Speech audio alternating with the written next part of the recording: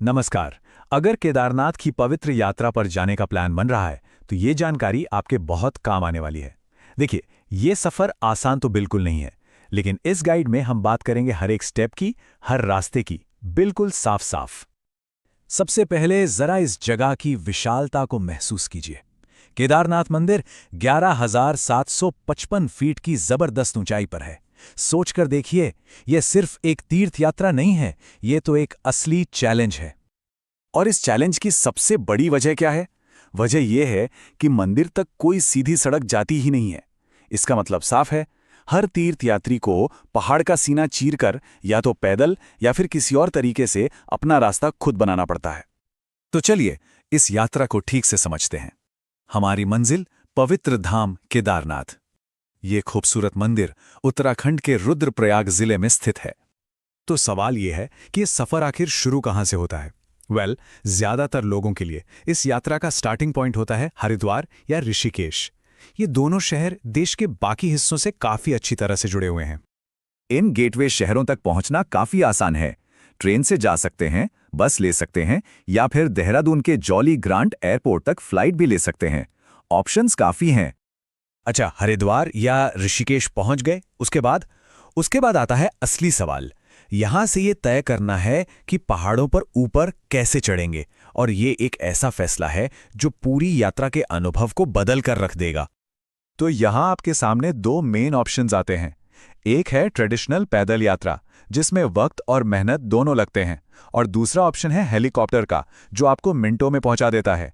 दोनों के अपने अपने अनुभव हैं, बिल्कुल अलग। चलिए पहले बात करते हैं ट्रेडिशनल पिलग्रिम्स ट्रैक की, मतलब पैदल यात्रा की। ये वही रास्ता है जिस पर चलकर हजारों सालों से भक्त अपनी आस्था की परीक्षा देते आए हैं। ये पैदल यात्रा ना 3 हिस्सों में बटी हुई है। पहले आप रोड से सोनप्रयाग पहुंचेंगे, वहां से एक छोटी सी टैक्सी पकड़कर आप गौरीकुंड जाएंगे, और फिर शुरू होती है असली परीक्षा। मंदिर तक 16 किलोमीटर का लंबा पैदल सफर। और ये जो 16 किलोमीटर का रास्ता है ना, इसे हल्के में नहीं लेना चाहिए। भले ही रास्ता अच्छी तरह से पक्का बना हुआ है, लेकिन चढ़ाई बिल्कुल सीधी है, खड़ी चढ़ाई। इसके लिए फिजिकल और मेंटल दोनों तरह से तैयार रहना बहुत जरूरी है। तो जरा नंबर्स पे नजर डालते हैं। दूरी है लगभग 16 किलोमीटर। इसे पूरा करने में 6 से 10 घंटे तक लग सकते हैं। इसको हम मॉडरेट से डिफिकल्ट ट्रैक कह सकते हैं, लेकिन घबराने की बात नहीं है। अगर जरूरत पड़े तो मदद के लिए वहां पोनी और पालकी की सर्विसेज भी अवेलेबल रहती हैं। अच्छा, ये तो हुई पैदल यात्रा की बात। अब देखते हैं दूसरा ऑप्शन, जो तेज है, मॉडर्न है, हेलीकॉप्टर से चढ़ाई। ये उन लोगों के लिए एक परफेक्ट सोल्यूशन है जिनके पास या तो वक्त कम है या जो फिजिकली इतनी लंबी ट्रैकिंग नहीं कर सकते।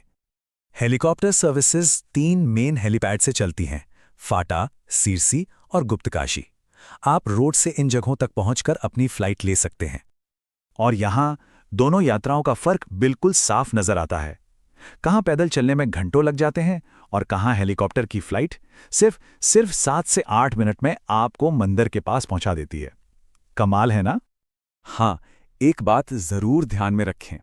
हेलीपैड पर उतरने के बाद भी मंदिर तक पहुंचने के लिए लगभग 500 मीटर यानी आधा किलोमीटर पैदल चलना पड़ता है। तो देखिए, चाहे पैदल जाएं या हेलीकॉप्टर से, एक चीज दोनों में कॉमन है और बहुत जरूरी है, वो है आपकी यात्रा की प्लानिंग। चलिए अब देखते हैं कि एक सफल यात्रा के लिए क्या क्या तैयारी करनी होगी। सबसे पहली और सबसे जरूरी चीज, सही समय चुनना। यात्रा अप्रैल से नवंबर तक खुली रहती है, लेकिन एक गलती बिल्कुल मत करना, जुलाई अगस्त के मॉनसून महीनों में जाने की। उस समय लैंडस्लाइड का खतरा बहुत ज्यादा होता है। सबसे अच्छा समय है मई जून और फिर सितंबर अक्टूबर। रुकने की बात करें तो सोनप्रयाग और गौरीकुंड में आपको कई होटल्स और लॉज मिल जाएंगे, और केदारनाथ में GMVN के बेसिक गेस्ट हाउस और टेंट्स की सुविधा है। यहाँ एक बहुत जरूरी टिप, पीक सीजन में भीड़ इतनी ज्यादा होती है कि एडवांस बुकिंग कराना ही समझदारी है, खास करके केदारनाथ में। अच्छा जी, अब आते हैं पैकिंग पर। ये 5 चीजें तो बिल्कुल मत भूलना। 1. गर्म कपड़े, गर्मियों में भी। 2. अच्छे ट्रैकिंग शूज। 3. बारिश से बचने के लिए रेनकोट या पोंचो। 4. आपका मैंडेटरी ID प्रूफ। और 5. एक पर्सनल मेडिकल किट जरूर रखें। और आखिर में बस एक बात हमेशा याद रखिए, ये एक पवित्र यात्रा तो है, लेकिन बहुत चैलेंजिंग भी है, और इसकी सफलता की चाबी सिर्फ एक है, अच्छी तैयारी। अगर प्लानिंग सही है तो अनुभव भी यादगार होगा। तो अब जब दोनों रास्ते पता हैं, तो एक बार सोचिए, अगर मौका मिले तो कौन सी यात्रा चुनी जाएगी? प्रकृति के बीच धीरे धीरे चलकर आध्यात्मिक शांति की खोज, या फिर समय बचाकर सीधे भगवान के दर्शन? हर किसी की अपनी केदारनाथ यात्रा होती है। आपकी कैसी होगी?